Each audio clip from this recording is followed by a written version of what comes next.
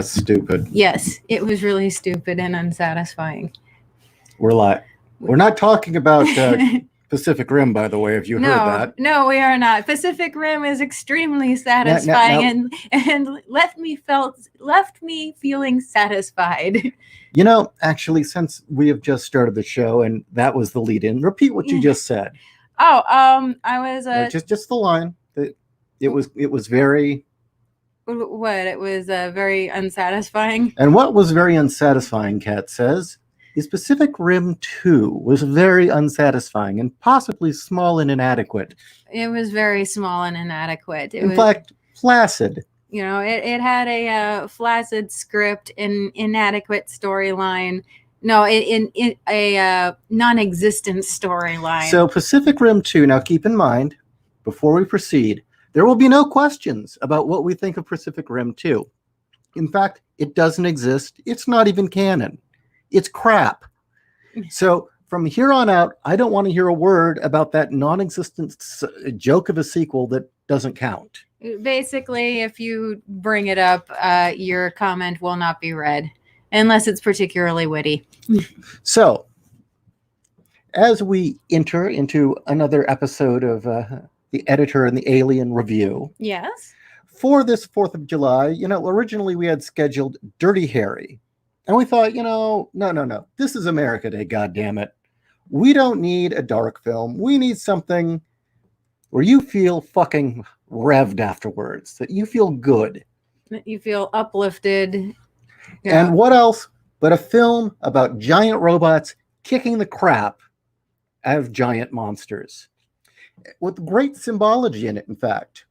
The symbolism of the forces outside the wall, pouring in to destroy civilization, and individuals rising to the occasion while bureaucracy and government fail. Few individuals rise up and down that threat and cancel the apocalypse. If that isn't a metaphor we can all kind of relate to, I don't know what is. I don't either. In fact, I think this is a great metaphor for our time. But going in, I'm going to say my takeaway from this film, Pacific Rim, is this. You know what? Walls don't work. If we really want to keep the monsters out of the United States, we need giant robots at the border. That is something I can get behind. Yep. You know, we don't need a wall. We need Yeagers. We do need Yeagers. That would solve it. Or at least those cool, what is it, Maschinenkrieger mobile suits? Exactly. You know, and after that, we won't have any trouble with the cartels. Fuck yeah. America, fuck yeah. So, as you may tell, we are discussing Pacific Rim. Yes. And what about you? What about me? What do you think? Coming back to this film. Oh, geez. This, well, for one thing, it's better than I remembered because it's been a fair couple of years since I've seen it. Just all the little subtleties and nuances and jokes and references that Del Toro put into it. I caught more of them this time around. And yes, I have a lady boner for Idris Elba. So that was all kinds of fun watching him. Well, that's all right, because I was checking out Rinko. That's okay. She's a cutie. Rinko is a cutie. She totally should have played Motoko. So. He's not even going to. Oh, no, I thoroughly agree. I mean, we don't even need to get into that one. That's another movie that doesn't exist. Yeah, exactly. That does not. You know, if they ever did a live action Ghost in the Shell, she should play Motoko. I agree. If there was ever a live action Ghost in the Shell. Yes. It would have to be Rinko Kikuchi should be playing, you know, Motoko the Major. Yes. Anyone else?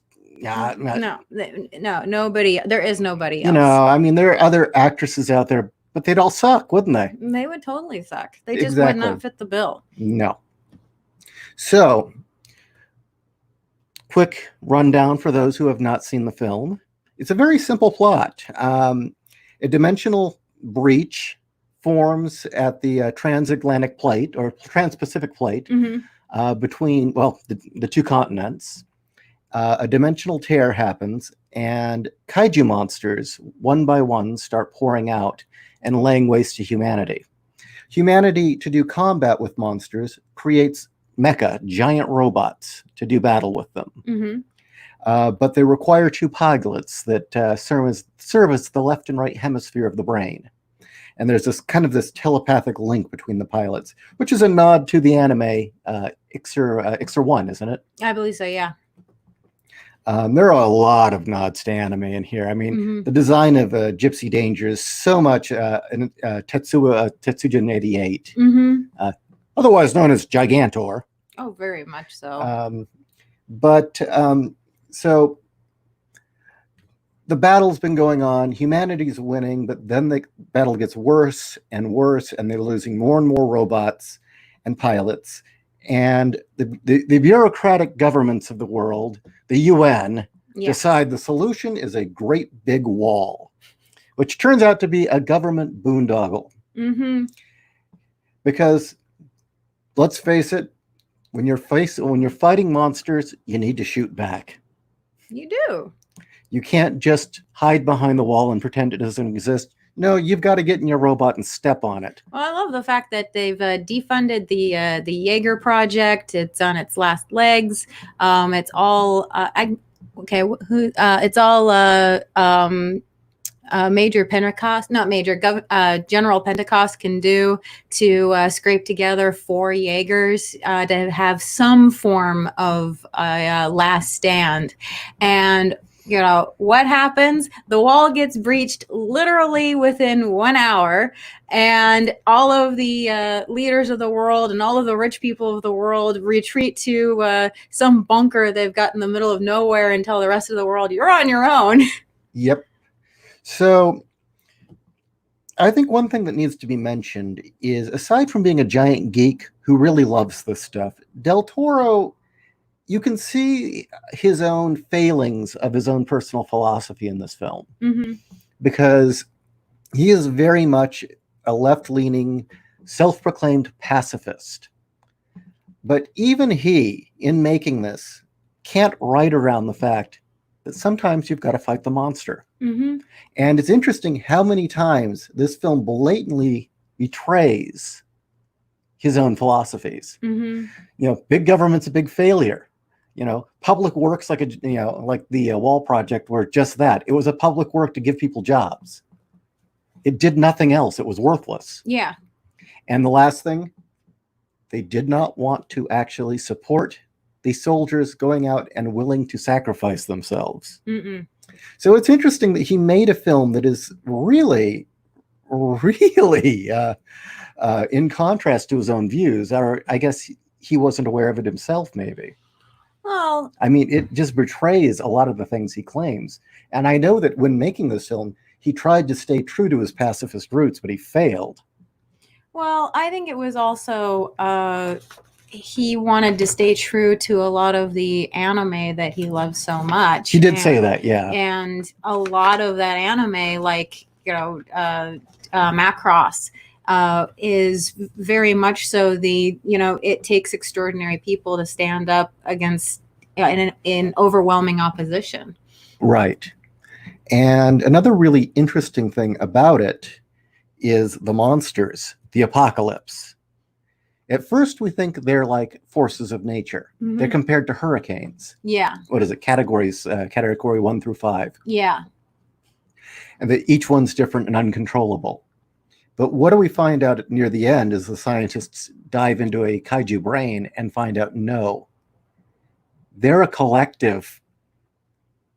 Just like Heinlein's bugs. Yes. They're a metaphor for communism. Whether he knew it or not. They were a collective mind that seized other people's stuff and took their resources and then moved on. You know, if there was ever a metaphor for what we're fighting right now, individuals working together versus the collective mind. Well, also the dichotomy between the drift, the joining of two minds to pilot one of these, Yeagers. Called the neural handshake. Yeah, the neural handshake. Well, the neural handshake is when they make the connection. Which I like. Yeah. But what I liked about it is, yes, they are connected through this neural link. They're still individuals. They're still themselves, even though they have this connection.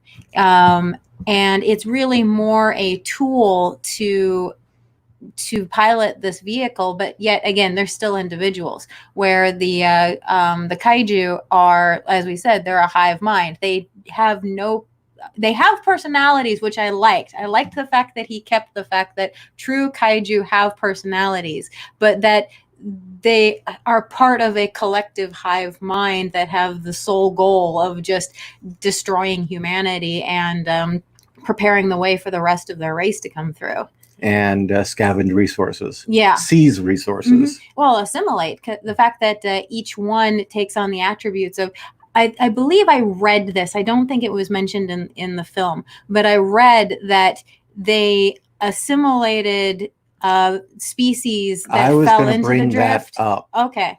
I distinctly recall when we saw it in the theater. Did they bring that up? That was mentioned. That was mentioned and in on the theater. DVD, it wasn't there. Okay. Mention this if any of you caught that too. Yeah. But yeah, they had mentioned that, why do they all look like things from Earth? Why do they have... They look like ocean creatures, just really fucked up. And didn't they find human DNA? They did find human DNA. I don't remember them mentioning that in the cut we watched. No, they didn't. And I think it was it wasn't a boat, but it was something that had gone through. Yeah. So very interesting, just the different metaphors. And you were saying about the drift and the handshake. That does seem to be kind of the underlying theme, is you've got a threat to civilization. And just like Heinlein's bugs, the bug was essentially communism. But the bug, in essence, was any collective force that sought to overthrow civilization, ordered society, and the rights of the individual. That's what the bug symbolized. And in this, at first, they think the kaijus, they're portrayed as just forces of nature, natural disasters, man versus nature. No, they're not. No. There is an intelligence behind it. It's a collective. Meanwhile, what's it take to beat the collective? Individuals working together. And that, the neural handshake, all the opposing personalities throughout the film with their own baggage, at the last minute, finding common ground and standing together against this threat that threatens civilization itself. And it's even echoed in the very end speech from Pentecost, right? Let's see. Yeah, that wonderful, uplifting speech that he gives. Yeah, that speech where he essentially says, we've decided as individuals and as a group, we will come together and look beyond our differences, and stand up and cancel the apocalypse. Yeah. Well, and who do you have? You have Red China and the Russians versus America and Australia. Or standing alongside Australia. Well, you had Pentecost is a Brit. Yeah. One of the scientists is a Brit of German lineage. There were a lot of people in the film that were racially mixed, which I thought was interesting too. Did you notice that? Oh, I did. I totally did. And that is a very common message from a lot of kaiju films and anime, especially kaiju films, that namesake Ishiro Honda, who directed most of the early Godzilla films, kept bringing that theme back up of the world looking beyond its differences to fight an enemy. Yeah. Now, interesting to mention the two enemies that always came up. We know about one. They always talk about destruction of the environment, threat to the earth. Which actually came up in this too. But the other main one that most people don't realize is the threat was Red China in all those films. Yeah. King Ghidorah is symbolizes Red China. Godzilla is America. And Rodan is Russia. And Mothra is Japan. And for anyone saying, but didn't Godzilla destroy Japan? Yes, that's the metaphor. He was the bomb, and then he was a hero. And just like America, sometimes we were their friend, sometimes we were their enemy, and we tended to break stuff when we helped them out. very true. That we're a great ally to have, even if we're a little scary. No, to me, I thought the greatest metaphor was Ghidorah, the three-headed monster, where you've got Godzilla and Rodan just basically Beating on each other. Yeah, beating on each other across the world, but not actually hurting each other. They're not actually trying to kill each other. Yeah, it's made very clear in that one that Godzilla and Rodan have this rivalry, and they're beating on each other and wrestling and just fucking everything, the landscape up. But they're really not achieving anything, and they're not really trying to kill each other. No, and it's a metaphor for the Cold War. And then when Ghidorah, rears his head, poor little Mothra is like, guys, there's an actual threat. You should go over there and kick its ass. And they wanted nothing to do with it. Until Mothra won them over by her self-sacrifice. Yeah. And then they realized, no. This is a fight we need to get into.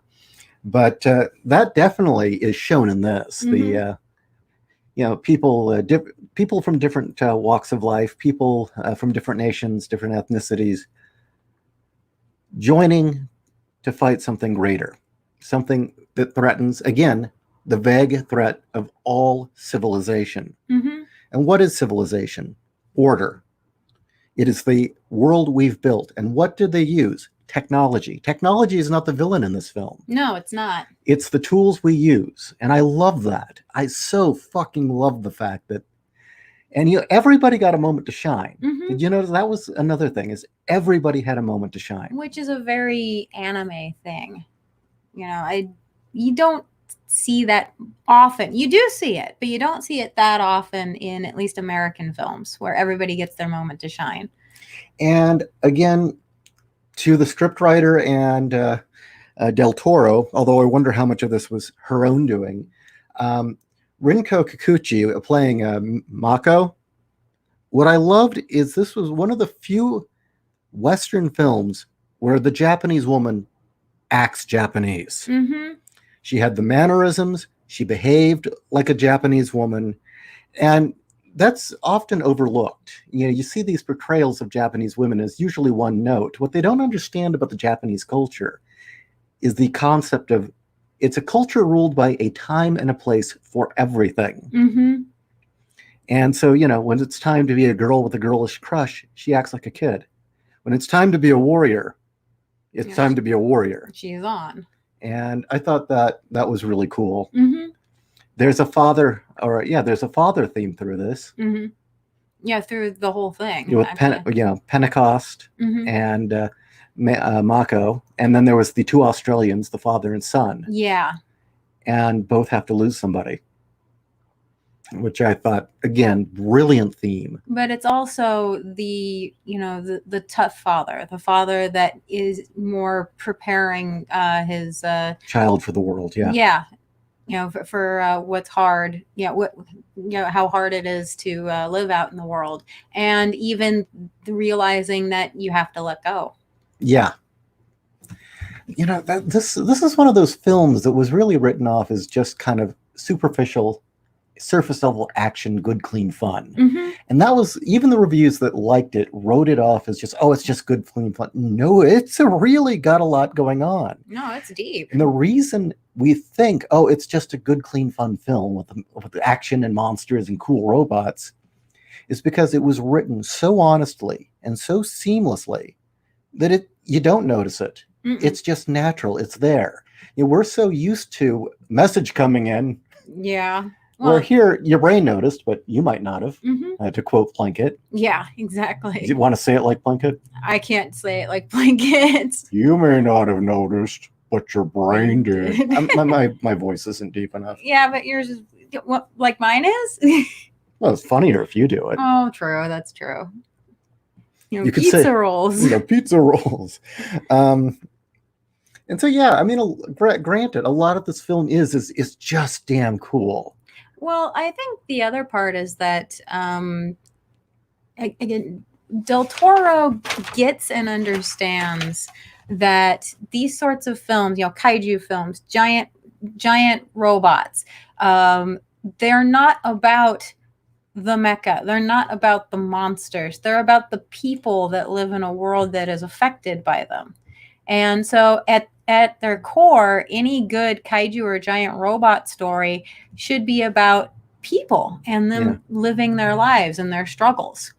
And it's just, and the robots and monsters are just one element, and that is what makes this film shine. So that when you get to know these people and see what they've sacrificed in order to bring them to this point in their story arc.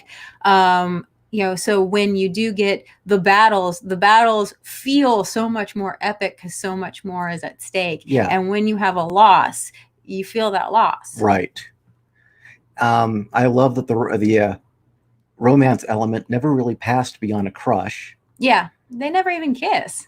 They do at the end. Do they kiss? Yeah. Okay. But you don't really see much of it. And the reason being is any sooner would have been lame. Yeah. It would have been dumb. It would have been forced. And if we had gotten a proper sequel, we would have seen more. But, fuck Warner Brothers, who gave it to Chinese producers who shit on it. Well, and we did not get a sequel. No, it doesn't exist. It's just propaganda. Yeah, we had no sequel. It's some goofy Harry Potter robot movie with John Boyega. Yes, exactly. So yeah, just the continued themes of individuals being able to look past their differences, joining in a common struggle, looking past those smaller differences for what really matters. I will admit, I wish that they had built up a bit more the rivalry between Beckett and what's his name? The younger pilot of the Eureka. Is it Hansen? Yeah, I think it's Hansen. I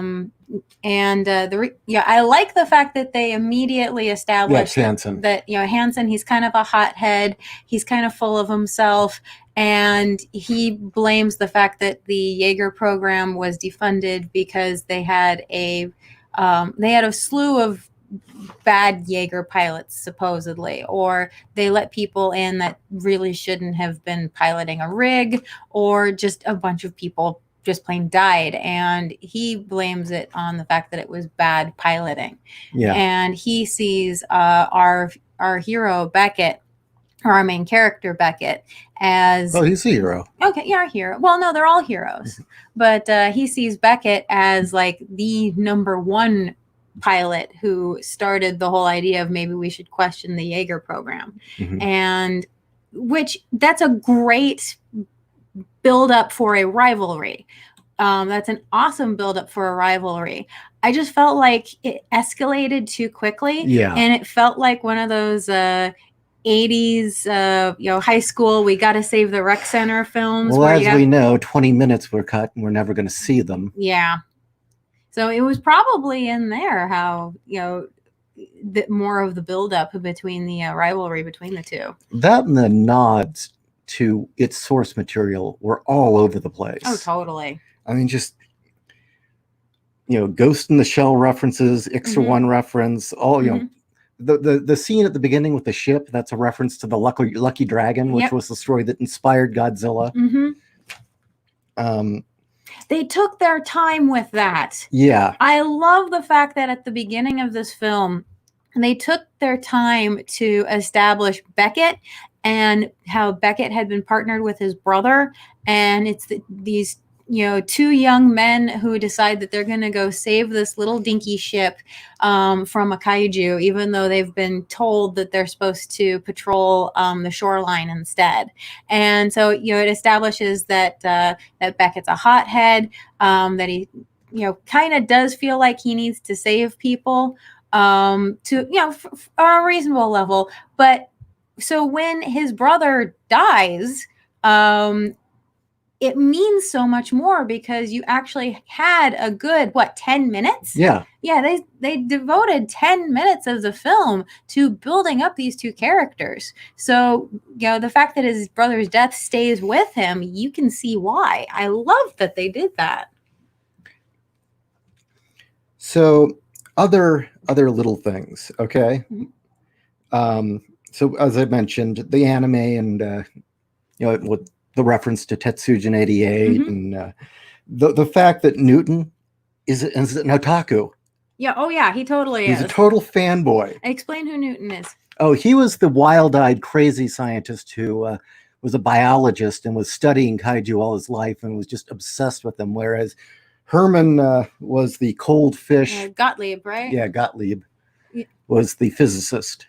And I liked the fact that they had two scientists, not just one egghead. Both of them were neurotic in their own way. Both of them were incredibly eccentric, but in ways that rubbed each other raw. So there were a lot of rivalries in this film. Yeah, it's another ongoing theme of rivalries and people at the last minute saying, well, there are other things that are more important. You've got mathematics and hard science versus biology and experimental, and the rivalry back and forth between the two. Also with Mako and Beckett, did you figure out why they were drift compatible? I figured it was because they had both experienced loss. A they both loss. experienced loss. That was it, and that's how they bonded. And that, and the first trip out. Well, they experienced loss, and they both wanted revenge in their own way. Yeah, that line is "This is for my family" should not have come off as effective as it was. No. Usually that's kind of cheesy. No, not this time. Well, she also didn't say it in English. It comes off so much more genuine when you say it in Japanese. Well, it's something a Japanese person would say. Exactly. That's what I mean. Did you also notice the language of color in this film? What blues and greens versus neons? Well, not just that. At the beginning, when Beckett's piloting Gypsy Danger with his brother, their suits are white. Oh, you're right. And when he gets back in the saddle, the suit's in black, meaning he's no longer innocent. No. Which I thought was cool. The environmental toxin from the kaiju blood that's damaging the earth. The blue. It's called kaiju blue. There's a back and forth with the red. Pentecost, the pills keeping him alive, are red. I thought they were yellow. I think they were red. Okay. I'm gonna defer to you. The shoe. The shoe was red. Yeah. Yeah, she was wearing, the little girl version of Mako was wearing the blue coat. Yeah. She looked like an anime character. I'm trying to place her. She looked like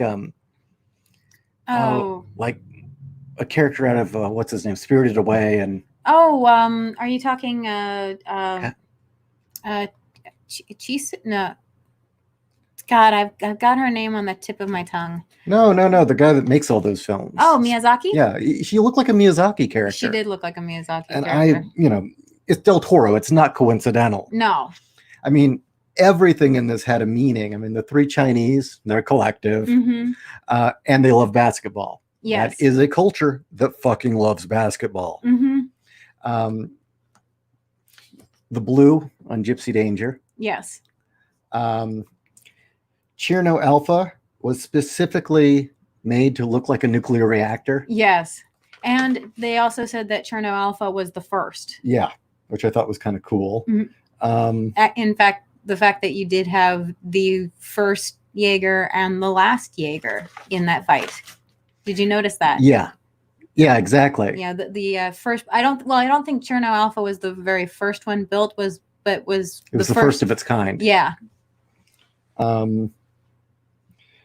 I thought it was interesting also that he realized that pilots, another thing that's often missed, and maybe this was the other writer, but pilots tend to act like a cross between athletes and a frat.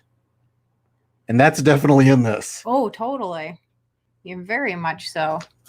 The friendly rivalries versus the real ones, the way they dressed and all that. Yeah. All the moto.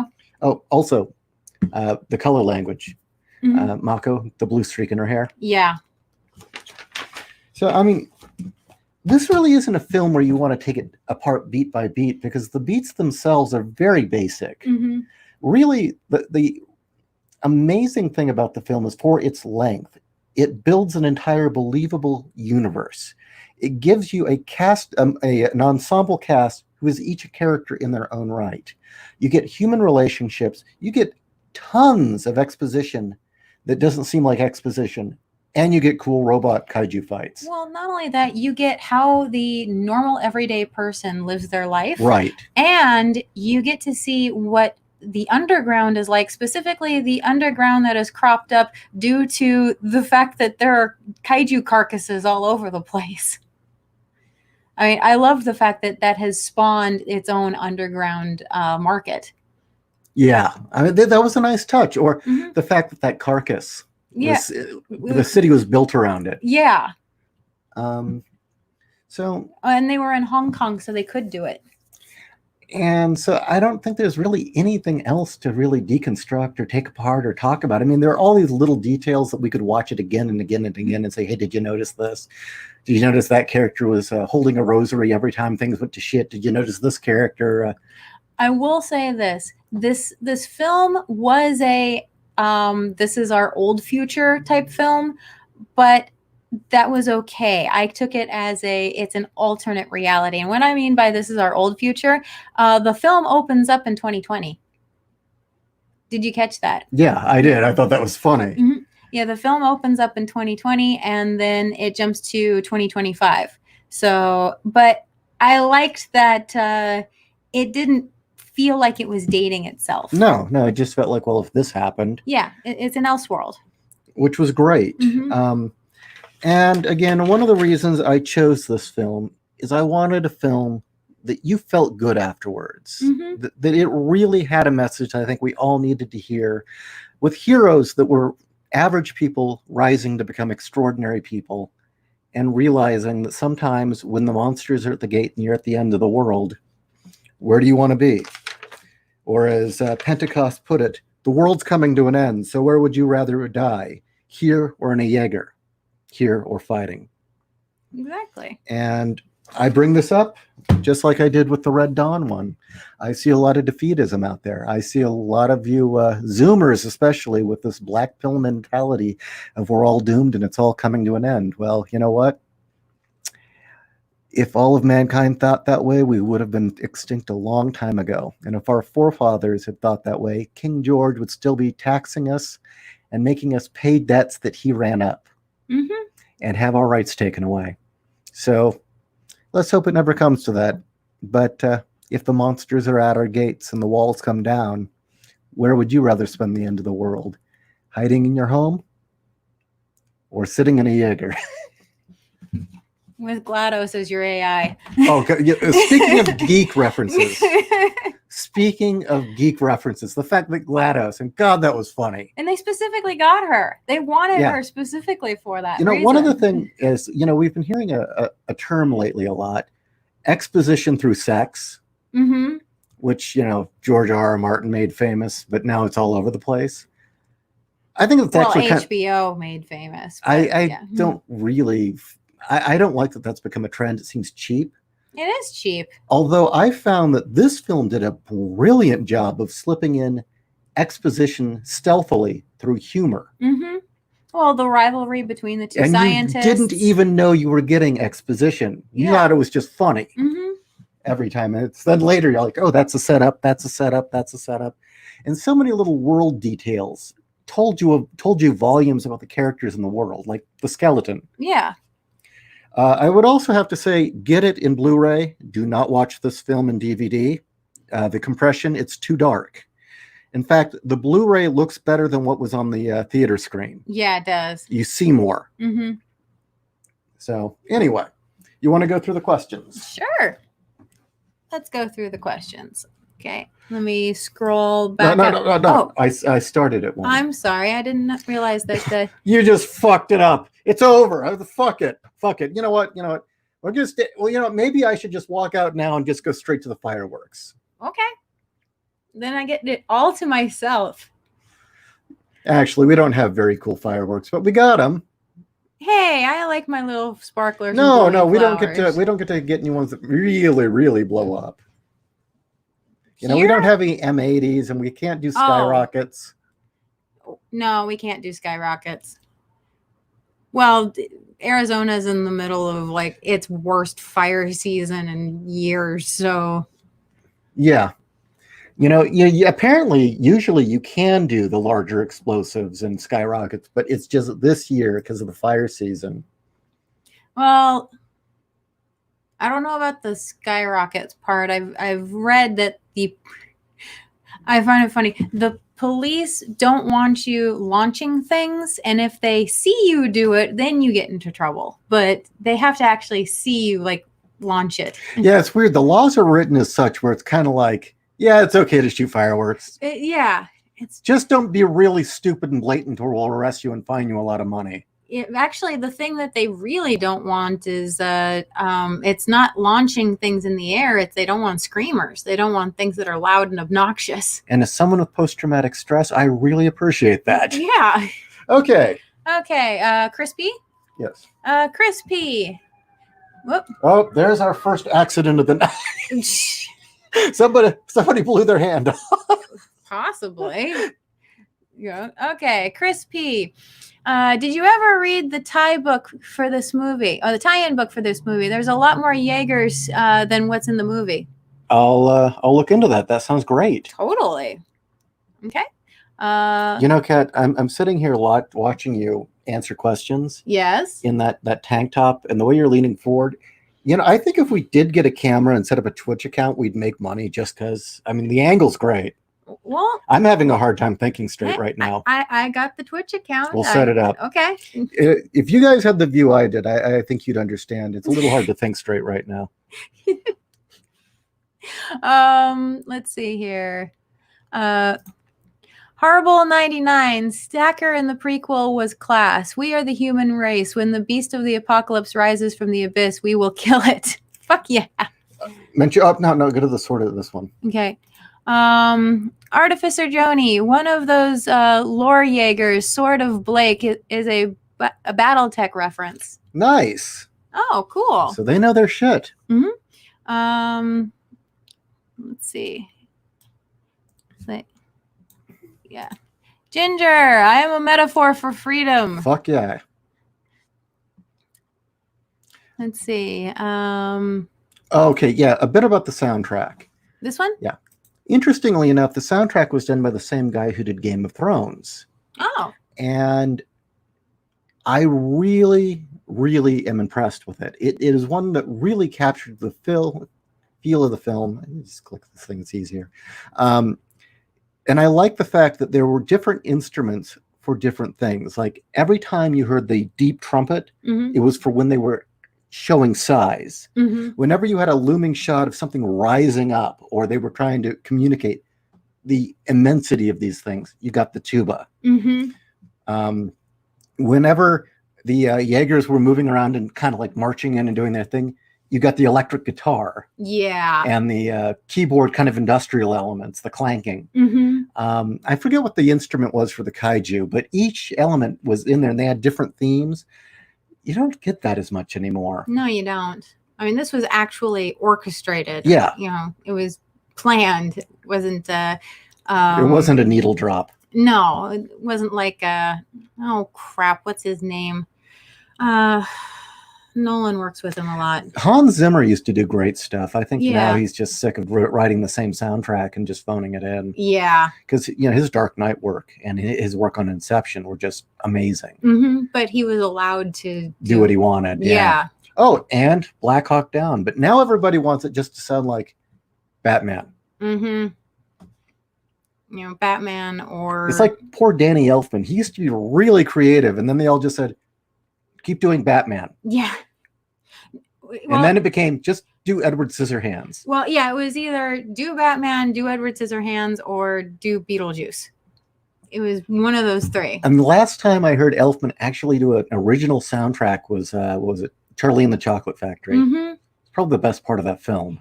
Yeah, but half of it wasn't really Elfman. It was him going back to Boingo. Yeah, kind of going back to his Oingo Boingo days. Yeah. So anyway, Pacific Rim was like a live action version of Shinko Gaitai Godanar. I totally slaughtered that. I have no idea what you're talking about, but it sounds awesome. Oh yeah, Ginger says they mentioned the connection to the dinosaurs, which I liked. Which was a hint if things that fell into the rift we're being assimilated and turned into the monsters, it would make sense. Well, and it also fed into the fact that they seem to be an amalgam of, right down to they said, well, the kaiju have two brains, like how it had been theorized a lot of dinosaurs did, and you could see that. Let's see. I'm looking for more comments. That's a good one. John Ivantaro, I like how while some of the human characters were Black or Asian, the story never made such a big deal about race or ethnicity at all and let the human characters be characters. Yes. And you know what?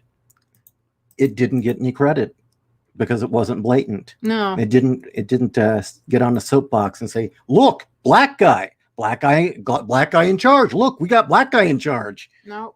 Look, Asian woman. Over there, look, we got mixed race guy. Look over there. It's like nobody cared. Mm-hmm. Harble 99. The great thing about the neural handshake, it allowed the characters to experience each other's individuality in greater depth. And that's a great narrative tool. See, you don't have a lot of time for exposition and to get to know the characters. The neural handshake was a great narrative tool that was cool in sci-fi. But then you realize, this is also a path to make the storytelling that much easier and to get things in that you otherwise couldn't. Well, also, I like how they showed how the neural handshake wasn't foolproof. In fact, it was kind of dangerous. Yeah. How you can pull each other into each other's memories and you can go crazy. The fact that Mako totally got lost and nearly blew a hole in the building. Yeah. That was a great, it was a great element to show how dangerous it could be, even though it didn't come up again, really. And Cat caught this time around one of the places where a cut had been made. And that was, you notice they were talking about a simulation experience. They said they were talking about doing something in a simulator, but we never saw them do it. No, it was just it's like, okay, you two are paired up. Get your asses in the Yeager. Yeah, for a test. Yeah, for a test. And he says, okay, this isn't like the simulation we did. It's like, wait a minute. It's like, wait. Like, when that happened?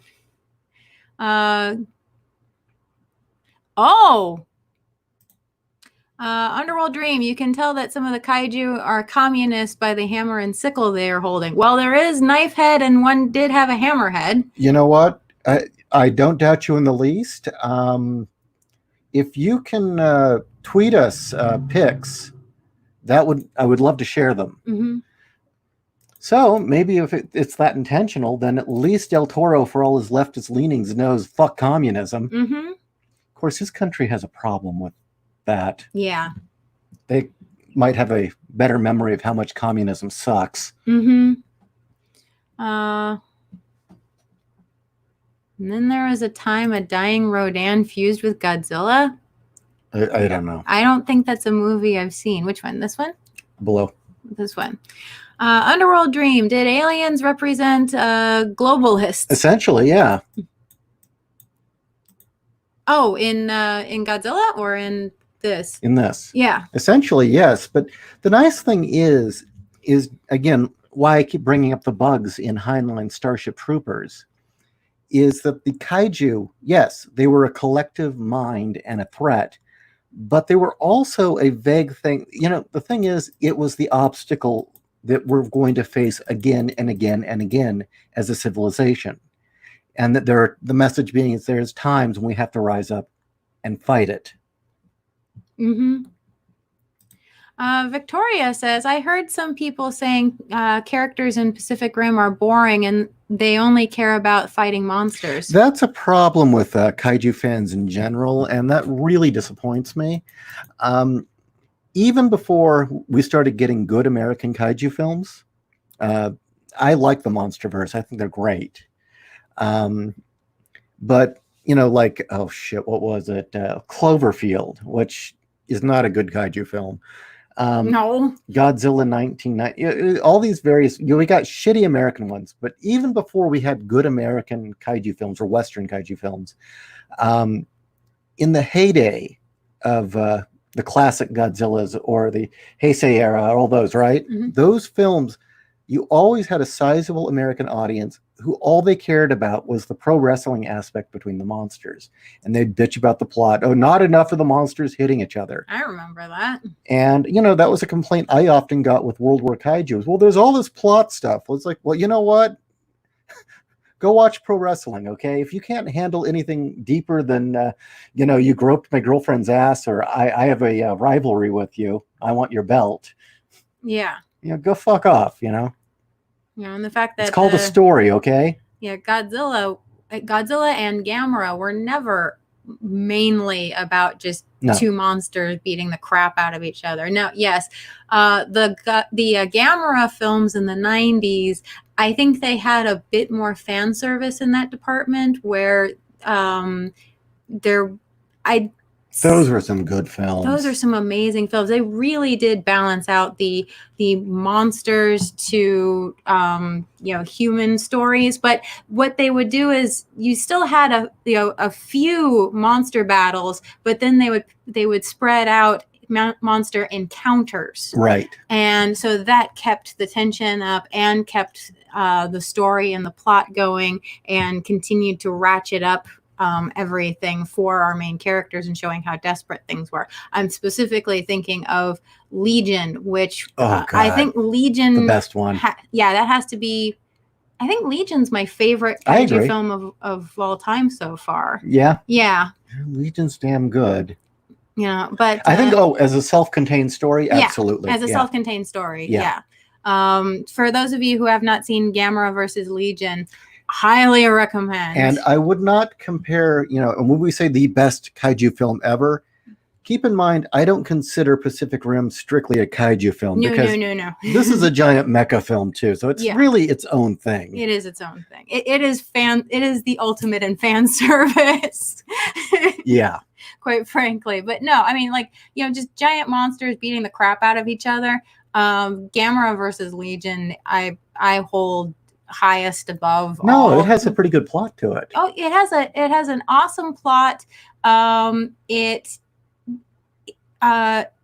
makes homages to so many different things, Alien being one of them. But yet you don't feel like I've seen this before.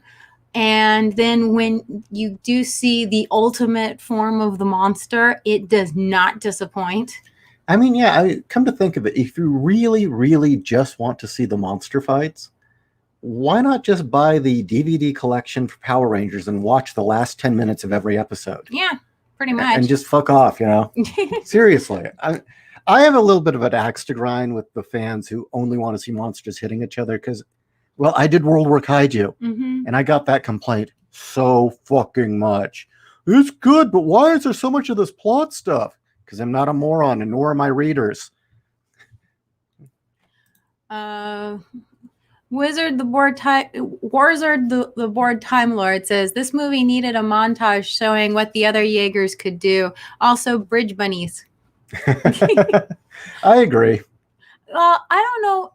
I totally agree that we needed to see more of the other Yeagers, especially when you read their stats and what their abilities were. It's like, well, that would have been neat to see. Well, to be honest with you, the way this film's put together, it really plays like the last season of a really good anime series. Or I would just say, a season of a really good, it really required 13 episodes.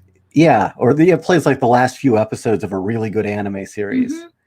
So, a remake as an anime. That would be great. From the beginning of the war to the final battle would be great. Yeah, I would love to see that. Well, I'd like to see more of the Chinese team and the Russians and if you did an anime, Rinko is an anime voice actress. Did you know she did Kusanagi in the Japanese dub of Skycrawlers? Oh, really? Yeah, that's her in Skycrawlers. Oh, wow. And she's done a bunch of other stuff, but she's very well respected in Japan as an actress. She's awesome. Yeah, she's that good though. Mm-hmm. Sorry, I just remember she looking really hot through the whole thing. Well, that too. No, her kidnapping Del Toro and taking him to the life-size Gundam and surprising him with it. Yeah. Yeah, that was awesome. Anyway. Let's see here. That one. Owen! As always, we've got to get an Owen Diver tweet in here or comment because he is Owen, Saint of the Guyver. Yes, he is. Yeah, he's here to tell us about our Savior. Spreading the good word. The gospel of the Guyver. The parasite from space that helped us fight the monsters. Exactly. Owen, Pacific Rim is the best live-action anime ever made. Kinda, yeah. Yeah, it is. And, you know, it has an oddball cast of anime-type characters, each with a very specific, unique look. I will argue it is the best live-action science fiction anime that I have seen. Oh, really? Yes. What would be? For horror, it's Gallowman. Gallowman with Wesley Snipes, that is a live-action horror anime through and through. Highly recommend that. Vampires in the Wild West. Done. Don't need to know anymore. Vampires in the Wild West, Wesley Snipes. Done. Fuck Google too. Also, the alien enemy was too enigmatic without an understandable purpose. No. I don't agree. I like the fact that it's vague enough of just they want the Earth. They want our resources and their parasites. I didn't really... They were faceless as it was. You really didn't need to go any deeper. No. I mean, that's, again, why I compared them to the bugs. They didn't really have an individuality. Chris P. The book adds depth to the line, "This is for my family," and gives background to why a gypsy had blades added to each arm. I just figured because all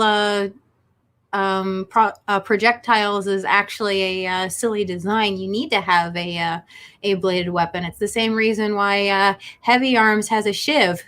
You know, you need to have a melee weapon. So yeah. Underworld Dream. The original script, they were going to make it that she learns English and the guy learns Japanese when they drift with each other. Oh, that would have been cool. But the fact that the way that they do the introduction and he knows Japanese it's a nice. I don't know. Just the character moment's nice. So. Bar one, Asian lefties are so mad with Asian chick with blue purple streak in hair design trope. Well, then maybe Asian girls should stop doing it. But let me get more to the point on that one. I'm going to speak to that one. That is what you would call a millennial first world problem. Oh no, the really cool character everybody likes who's Asian has purple hair streak. Oh my God, I am so offended. That is like, you have got nothing better going in your life. You know, that's what keeps you up at night. At that point, maybe you need a crack addiction or something real to be upset about, you know? I just seriously, at this point, if that's really the biggest problem in your life, maybe you should try heroin. It might improve your personality. Like what? Would you have preferred that she had the Lolita look? And been like, uber cute? No, actually, I really think that it doesn't matter how the Asian female is portrayed, because as long as I've been alive, any representation, no matter how good or bad, there's this fraction of angry, rich girls primarily who want a reason to be upset. The old complaint was, oh, Asian girls only get to play maids and princesses. That's not true. You know what? That hasn't been true in a very, very long time. Then it was, oh, the Asian girl's always smart. Oh, what a horrible stereotype to have. Yeah, how dare she be... She's the one that always knows martial arts. Oh, God, that's almost as awful as black dudes have enormous dongs. Oh, God, what a horrible, horrible stereotype. You know, it could be worse. I mean, think about Mexicans. Oh, yeah, you're lazy. Okay, there's a stereotype to be pissed off about. What? Just that. This is when that is your biggest problem in life, really just consider suicide, because you've got nothing of value to bring to the human race. Or you have no real problems. Yeah, exactly. And you need someone to give you some, so you have something to bitch about. Let's see. Oh, you want to? Yeah. Harble 99, Exposition through Sex, just watched Altered Carbon. Can confirm this is a subscription TV stock in trade now. You know, Altered Carbon, as I recall, only had 1.5 sex scenes in it in the book. Really? Yeah. And, you know, I'll be upfront. The book is really enjoyable, but you want a book that has absolutely no depth, it's all just surface fun, that's Altered Carbon. It's essentially a best of hits of 80s cyberpunk, all crammed into one book with no depth. Okay. So if you just want something to waste time on, yeah, sure. Popcorn. Yeah, very much so. Ginger, California has only one fire season, only a fire season. Yeah, it's year-round now. Yeah. Yeah, but that's not, that's only because the state doesn't want to pay to clear the brush or let anybody have any water. Squeaky Pickles, you guys really need to talk to Razorfist. He's been trashing the black pill mindset a lot lately. Well, two comments on Lord of the Razor, Man of Metal, being a celestial being of pure metal and rock. And Shadow Enthusiast. Yes. One, I thoroughly endorse his hatred of the blue or black pill mindset. We've got to get over it. That is loser mentality.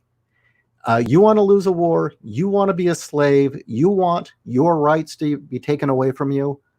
Do you want to take it in the ass for the rest of your life? Yeah, swallow the black pill and be a nihilist. But you know what? The people who took the red pill and are going to stand up and fight, at least they will die standing or they will win their freedom. Absolutely. I am sick of this defeatist mentality. I hate to say it, but millennials are too soft and Gen Z seems to be too cynical. And this is coming from a Gen Xer, the one who thought to be dead by 30, okay? Who never thought he'd have a future. You guys are getting too cynical here. Get a hobby. Get off the internet for a while. Stop masturbating. Try other things. Second, about Razor.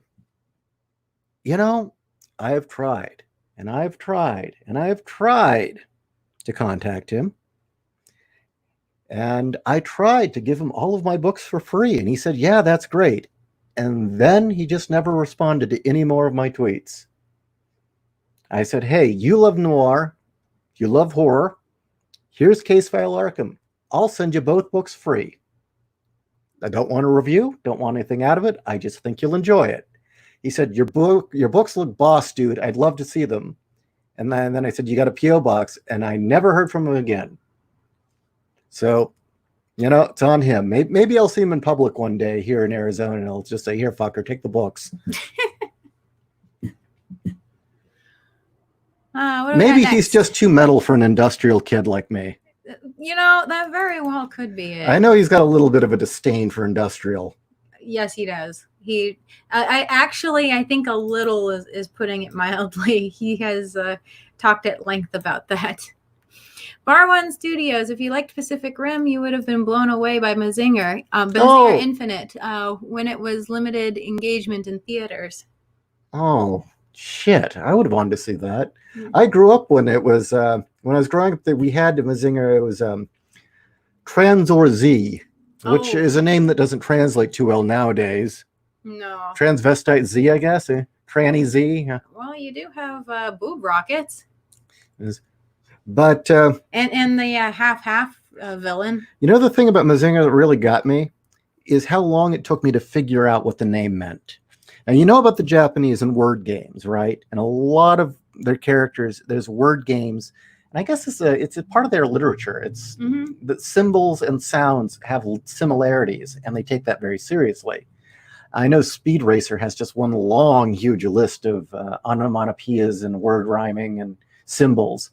But the easiest one I always like to bring up is Pikachu.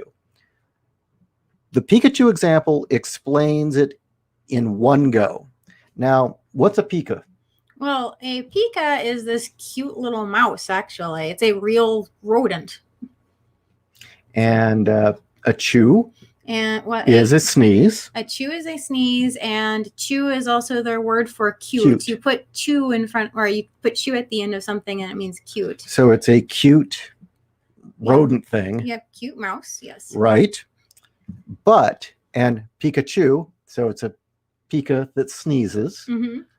Pika is the onomatopoeia for the sound of thunder or an atom bomb.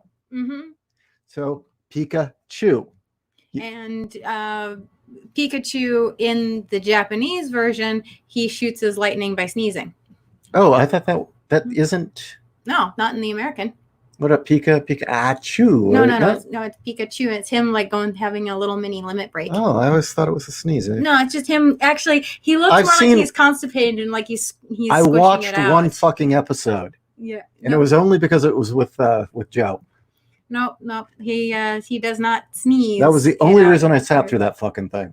It was because of Joe. Because I was with Joe at the time, and she wanted to watch it, and it was the Ash was going to some tournament and met a twin Ash that. Oh, is that when she was? That was actually a female, I think. Yeah. So Mazinga, right? Mm-hmm. I was watching it a while back in the original Japanese, and I finally caught what it meant. I'm sure there's other meanings, but the way they were saying it with the G and the R, it sounds like they were saying massacre. Ah. Mazinga, massacre. Massacre. Yep. It's English for massacre. Massacre infinite. And I'm sure Zinger and Ma and all that probably means something too. Mm-hmm. Fun little side story. Bar 1, the semi-flop of Pacific Rim was sadly the acme of Del Toro as well. He's kind of locked into a downhill spiral now. What with all the fish fucking and cringing messaging in a kid's horror movie. Yeah, sadly, Del Toro has drank the Kool-Aid, I think. Yeah, but you know what? I kind of wonder with Hollywood, anybody spends too much time there, Peter Jackson, even Matt Stone and Trey Parker, even they became lizard people eventually. They got taken over? Yeah, eventually they even got replaced by lizard people. Well, it's sad because that means the Del Toro we know and love is dead. Yes, they ate him. Underworld was joking about the hammer and sickle thing. Oh, darn. Well, shit, some of them had weird hands. Well, they had weird hands. You did have like knife head, and they did have strange heads shapes. So it's plausible. Acid trip globalist. You mean mentally challenged person? Ginger orc. A collective of humans never works. Somebody always has to Starscream it up. What? He's the underdog. What? Well, what did Starscream ever do wrong other than be weaker than Megatron and get his ass kicked? He couldn't help it. He loved Megatron. Megatron just never returned it. All the attempted murders, all the sabotage, all he ever wanted was love. Just wanted love. Horrible 99. You can tell communist kaiju from normal kaiju by their large beards and the way they're always holding a copy of the Communist Manifesto. Or is that supposed to be communist? I think it's supposed to be communist. Okay, I think we're coming to the end of legit questions here, comments. I think we're descending into just humor, which is fine. It's one of the reasons I like hanging out with you guys. John Ivantaro, and I always like how Idris Elba's character has a different ideology from the protagonist, but they are still both heroes. Indeed. Yeah. That was one of the things. It didn't matter how much it betrayed Del Toro's personal philosophies because of the story. The story was honest. He couldn't help it. Yeah. It's just like Star Wars. It doesn't matter that Lucas was a fucking hippie. Yeah. He couldn't escape the classical heroes and the classical morals in the tale. Mhm. It is his ideology couldn't fuck it up. That was the prequels. Yeah. There's a reason these kinds of stories have lasted since we were beating rocks together to make fire. Mm-hmm. Wolf 10. One thing I love about this movie, the weight between the Yeagers and kaiju. Yeah, this movie portrays weight. Mm-hmm. Unlike CG I've ever seen elsewhere. You know, the only time I've seen weight portrayed like this would be the Gamera films, but those were models. Yeah. But you know, they were slow moving. They really took into account the size of these creatures and robots. Acid Trip. We need more hot Asian girls. Hell, we need more MILF Asians in films. I would like to test them myself for their talents. Well, I would say for a while there may have been some hope for you, Acid Trip, but as you can notice that just like redheads have been exterminated from film, Asians are quick becoming the next honorary whites to be removed. Mm. You know, keep in mind that back in the 40s and 50s, Irish weren't considered white people. No, they were Irish. But, you know, they were too successful, and so you know, they were no longer a minority. And now it's same with Asians. You know, they're too damn successful. They can't be a minority. Actually, the thing I like, and I'm really enjoying this, is successful black people are now being called white. Shit. Well, he's really just white. Like, like- what? No, he's just a conservative. Well, like I said, white. Like, what? Yeah, it's just these people are gone. You know, they don't see color either. They're just insane. Jesus. But you know, there's always Japanese cinema. There is Japanese cinema. But you might have to deal with tentacles. You know. Well, it depends on the cinema. Okay.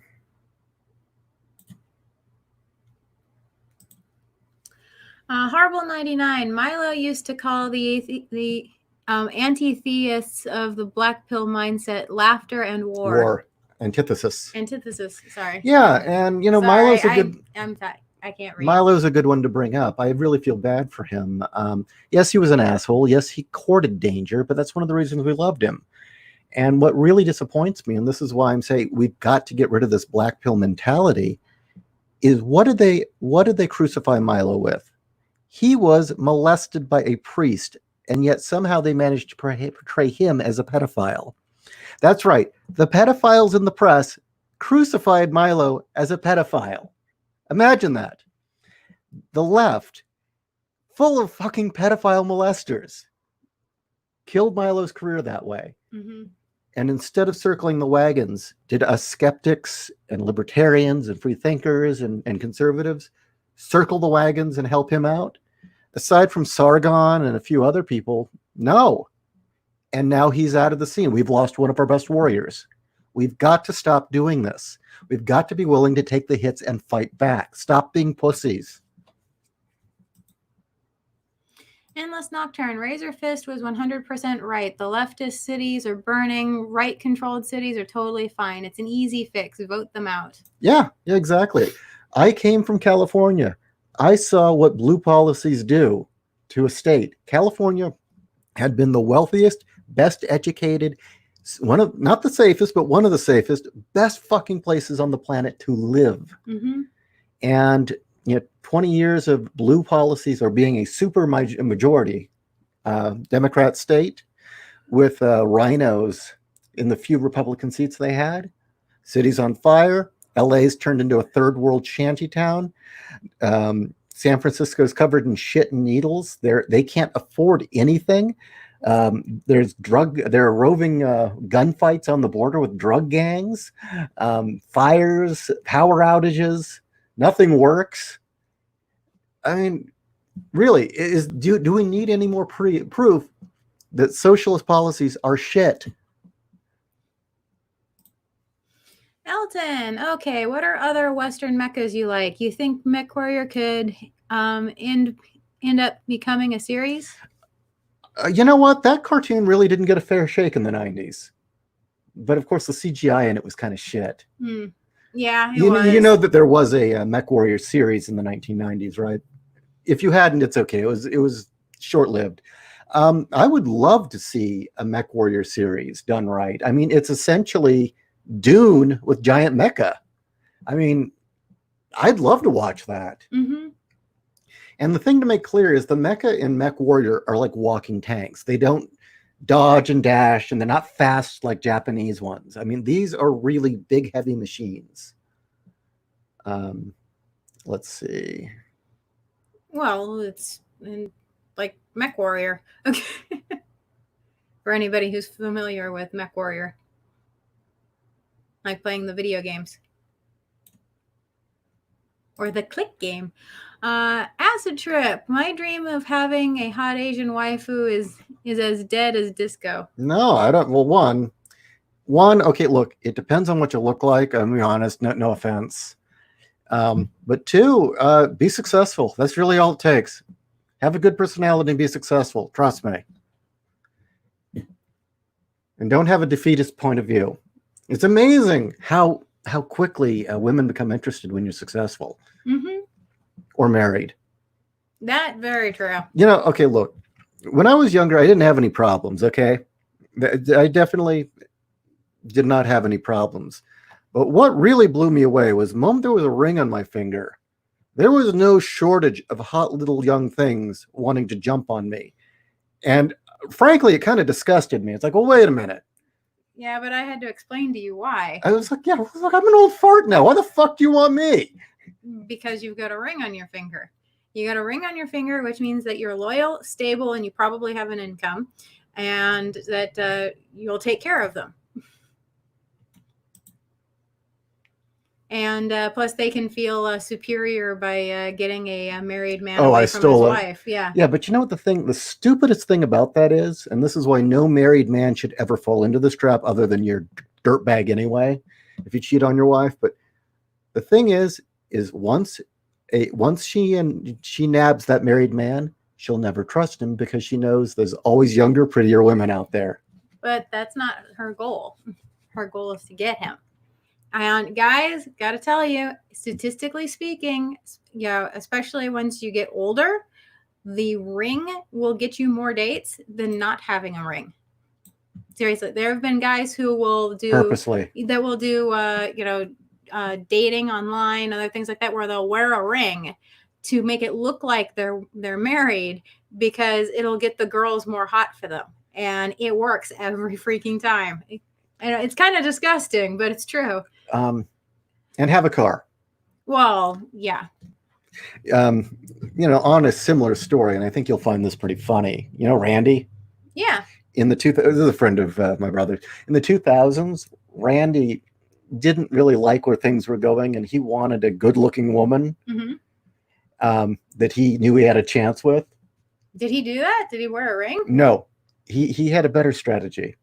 He started going to Christian youth groups. Oh, shit. And, they were all these Christian youth groups. They were wholesome. They were attractive. They weren't on drugs. They weren't drinking. Okay. He found his wife there. Oh, is that how he found her? Yeah. Okay. A woman who wanted to have a family. Well, good for him. And frankly, his wife is a spicy Latina. Is that why he cleaned up his life and stopped hanging out with your brother? He wanted a family. He wanted to be a dad. Well, good for him then. And he found himself a spicy Latina with good values. Well, then that doesn't really count because it's not him playing the field. It's him actually going where he's going to find the type of woman that he wants. He dated a lot of these girls, but he didn't sleep around. That's true. I do think he fooled around with them, but he didn't sleep around. No. He said, if you were going to look for women at a Christian youth group, you weren't going to get any. No, but it was just. But he did get a good wife. See, the thing is my experience with some of those youth groups. I think it depends on the church that you're going to. My experience at some of those youth groups is that really it was just people looking to have key parties or looking for partners to sin with, so that they had something to confess on Sundays. So Christian youth groups. Well, the counselors who ran the groups. Oh, okay, yeah. Okay. So that's what I thought. That's what I thought he was picking up on the counselors running the youth group. No, he was attending them. You know, to as actually, a young man. Attending him as a young man. Oh, okay. I mean, no, but he didn't actually go to the church. Okay. And he tried multiple youth groups until he found the right. Okay, that's funny. That's really funny. He wasn't particular about which breed of Christianity. He just wanted a woman who wanted kids. Okay. Who was going to be a good woman. Yeah. You know, good for him then. I'm glad that he knew what he wanted. And she's hot. He looked in the right places for that. I mean, she's really fucking hot. Yeah, she is. Elton, Milo could not be a victim. It would be a weapon against the left in their minds. So they took it away from him. Ginger Orc, they also called him a racist homophobe, even though he is Greek/Jewish who is married to a black man. Yeah. Heavy Gear could have been such a great show. It just, they skewed too young on it. I wanted it to be like Starship Troopers, Roughneck Chronicles. It should have been like Roughnecks. Originally, they had gotten that team, and then at the last minute, they shifted it to reboot. That's it. We need to do a more adult version of Inhumanoids with those mecha. I'd love to. We need that. This is a thing that needs. Let's see. We're looking at people's comments. Let's see. I don't know.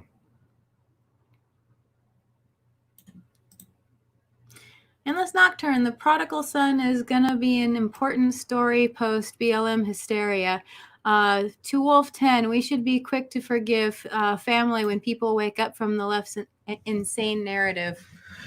Yes, I'm going to stress that. I realize we've gone way off topic at this point, but isn't that normal, right, with these shows? We always do.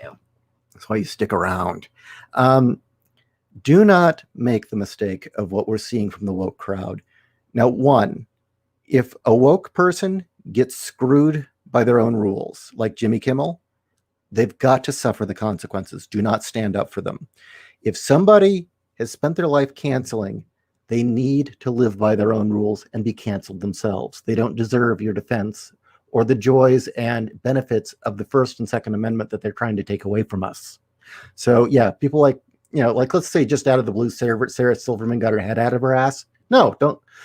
No, if she got, no, not that. If Sarah Silverman got canceled, fuck her. But if she got her head out of her ass and suddenly realized I've been a horrible, terrible person, apologizes and comes over to our side, or just wants to be moderate and sane and normal, yeah, forgive her. Absolutely. Say, look, you were in a cult. You didn't know.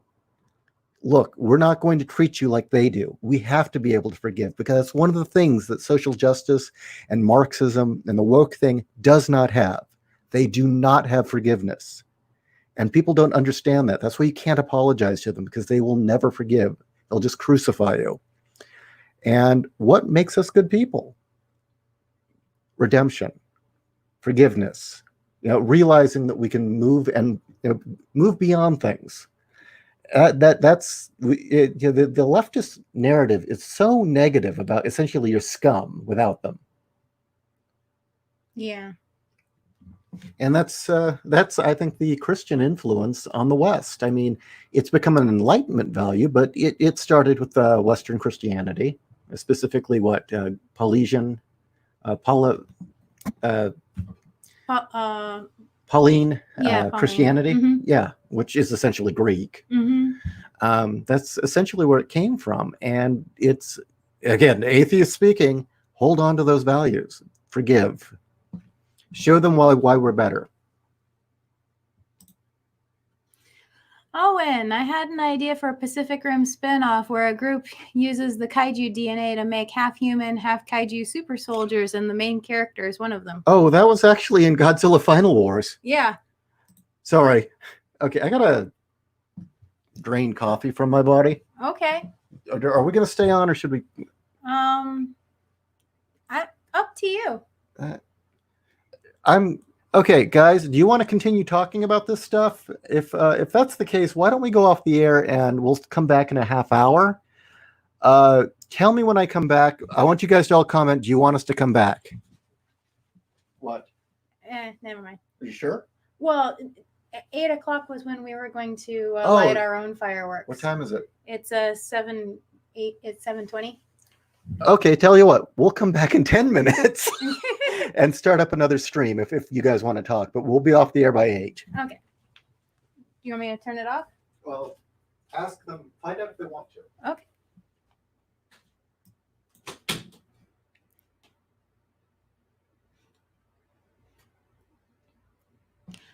Ricky Joya, you want us to come back? We can definitely do that.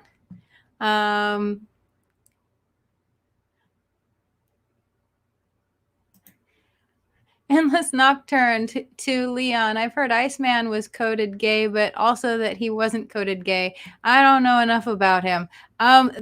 If you're talking about the X-Men, the truth is he never was gay. He never should have been gay. And when they decided to make him gay, the uproar was huge. Actually, I was quite impressed by how many people were pissed. That was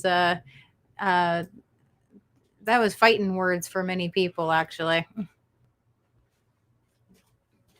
All right. Yeah, a lot of people want us to come back. Okay, I'll set up a stream. We'll be back in 10 minutes. Okay.